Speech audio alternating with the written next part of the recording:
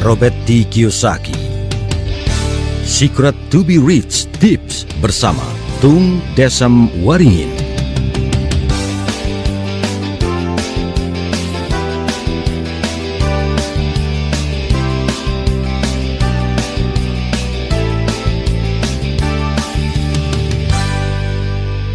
Tips pertama,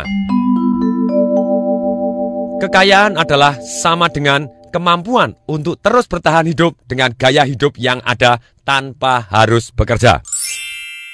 Gallup Internasional melakukan penelitian bahwa rata-rata eksekutif di ibu kota di Asia hanya mampu bertahan 90 hari dengan gaya hidup yang ada apabila besok dia berhenti bekerja.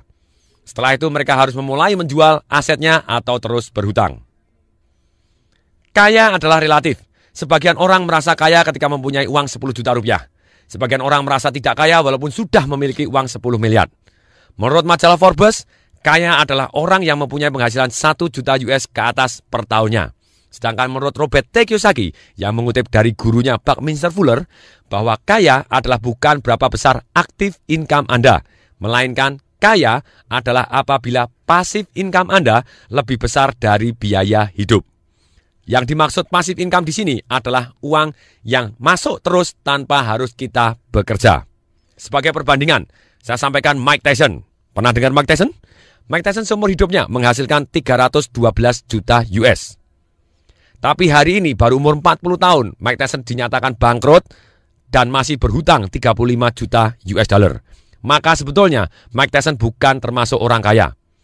Termasuk juga orang-orang yang tidak kaya adalah dalam kategori ini adalah orang yang mempunyai penghasilan 1 juta US, namun pengeluarannya adalah 1,2 juta US per tahun. Jadi pertanyaan penting kali ini adalah, bila besok Anda berhenti kerja, berapa lama Anda dapat bertahan hidup dengan gaya hidup Anda yang sekarang tanpa harus menjual aset-aset Anda?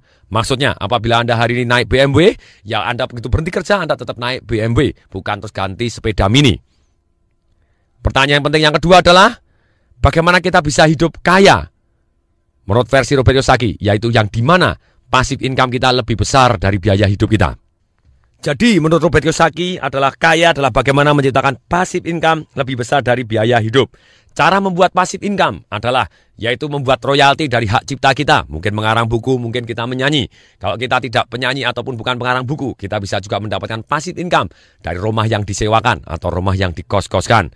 Saham-saham yang menghasilkan dividen, reksadana, hasil bunga deposito Anda, usaha-usaha atau bisnis yang menghasilkan tanpa harus kita tungguin, dan lain-lain.